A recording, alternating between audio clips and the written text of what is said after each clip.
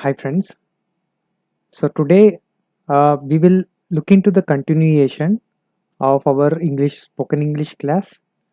So this is my third video uh, for this English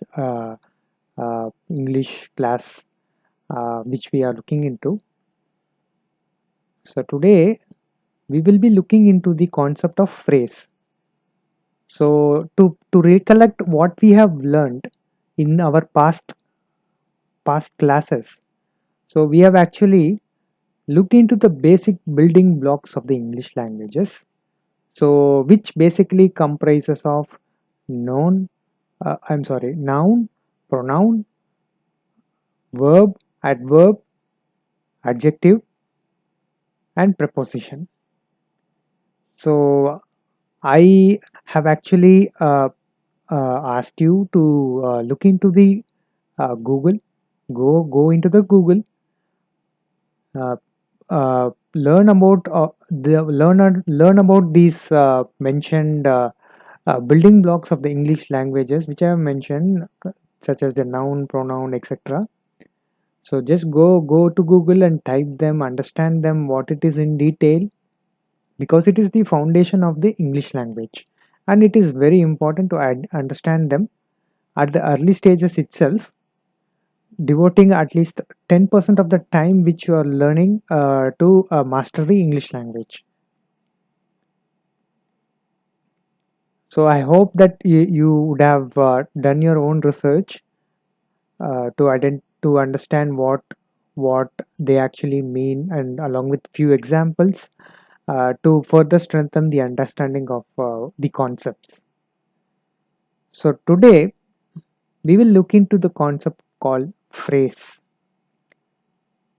So in English language, phrase forms a very major concept which needs to be understood.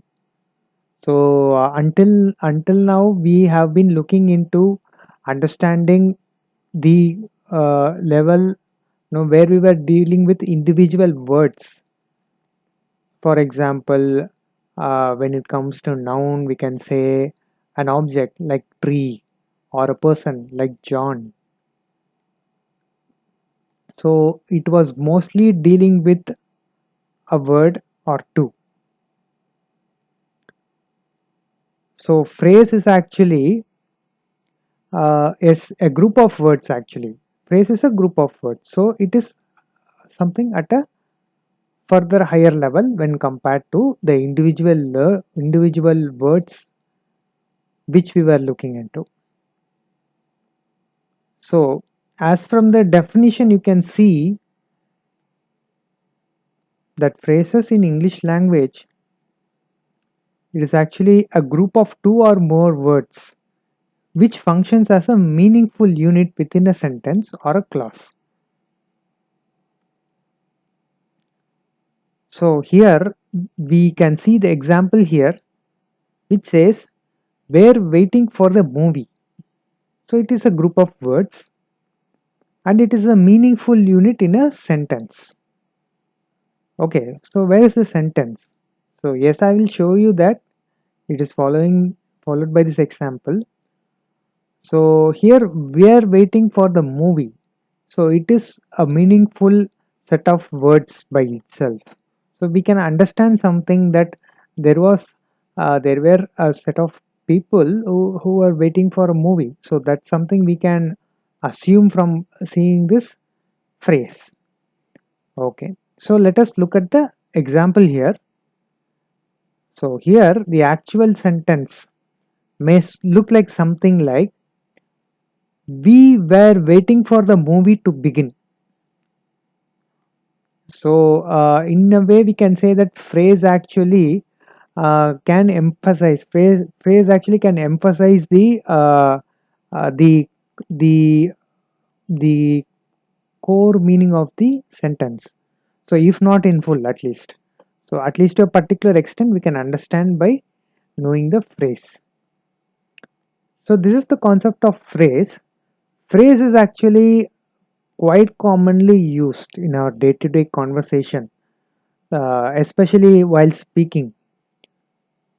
because today, when we, I mean, like most many in many situations, it may not be necessary to convey the entire sentence as such for the other person to understand. Instead, there may be often references uh, where the phrases are used, where only a partial sentence would be used to convey the meaning.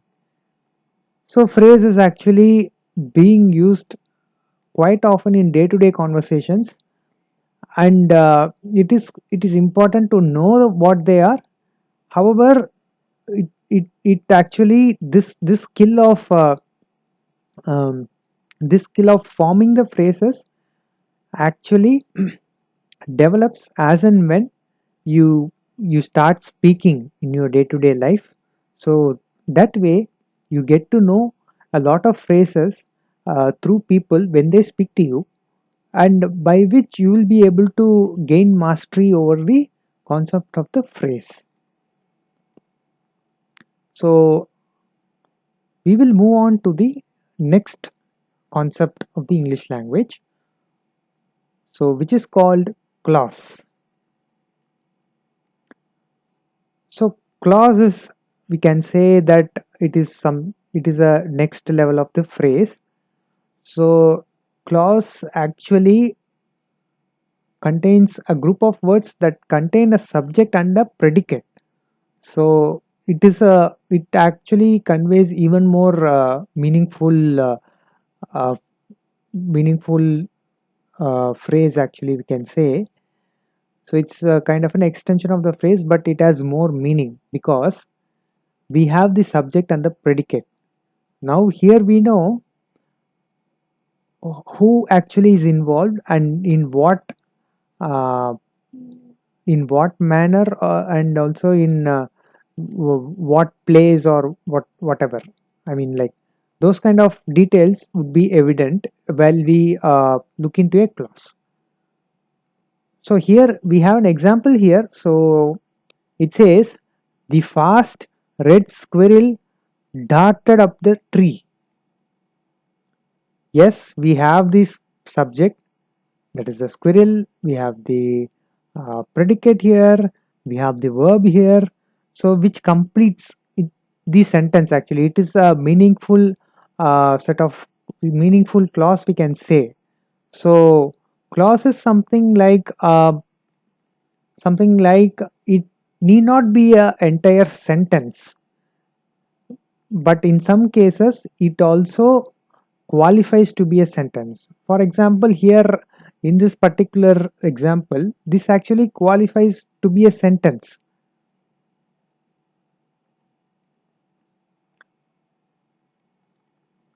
Yes. So what is a sentence then? This question might arise in your mind. So a sentence, as mentioned I'm sorry, a sentence as mentioned here. So it says sentence is a group of words that expresses a complete thought. So if you want to convey something in its entirety, so that is actually called a sentence. So the words you use to convey all the entire thought, so that actually forms a sentence.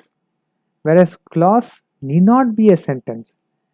It just needs to satisfy the condition that it needs to have a subject and a predicate.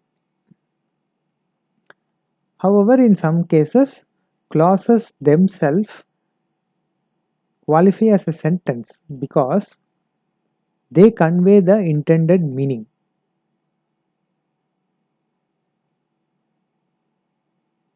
So,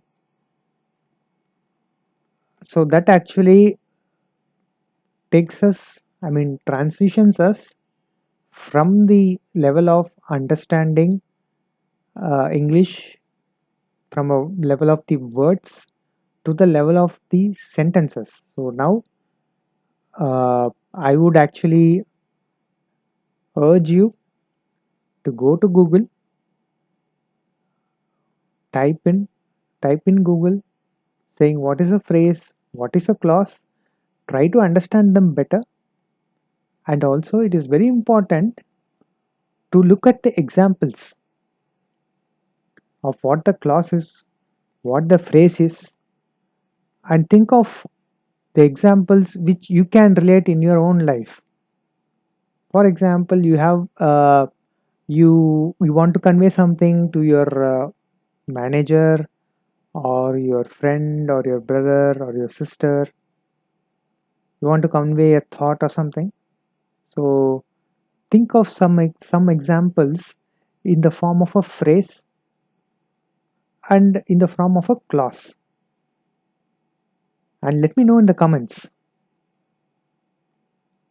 so that I would be very happy to know that you are learning through this. And let me and also it will help me in identifying if you have correctly understood the concepts. So go ahead, do this exercise. So this done in a step by step manner will help improve your understanding of the English language. So this might look a little tedious in the beginning. However, this is actually a really good exercise and it forms a very strong foundation of the English language, because if you want to speak in English, so you want to know what are the concepts involved, what is what. If someone is saying a sentence to you, you first need to understand what components are involved in the sentence.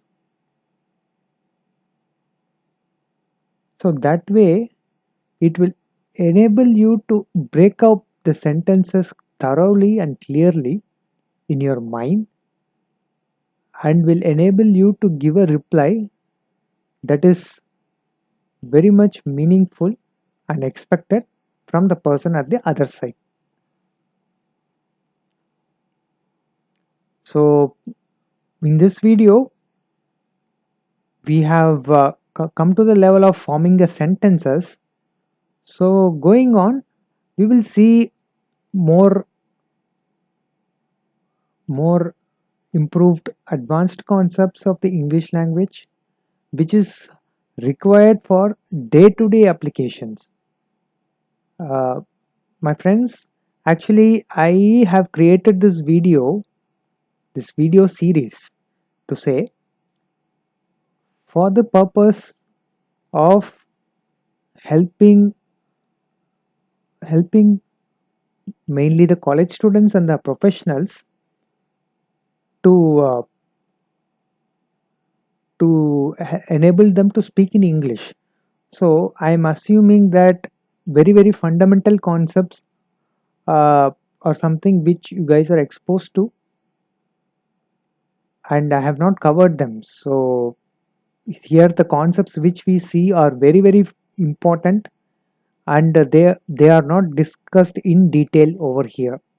But if at all you feel that there are some concepts which you need to learn, I would advise you to go to the Google again, the online platform, find a good syllabus for English, for beginners, and start learning from them in parallel, because foundation is very important. And what we have seen till now, it is the most fundamental concepts of the English language, and knowing without which it is very difficult to engage in day-to-day conversations in English. So I hope that this video has given you a more exposure to the concepts of the English. So we'll meet you in the next set of videos. So until then, keep learning, keep exploring, and come up with more examples. And most important, do let me know in the comments of the examples which you have practiced. Of course, you can even speak to your near and dear ones in English and let them ask them for the feedback. While it may sound little crazy now, but down the line, it is one of the effective tools to improve your English language. Okay, guys, see you in next video. Until then, bye bye.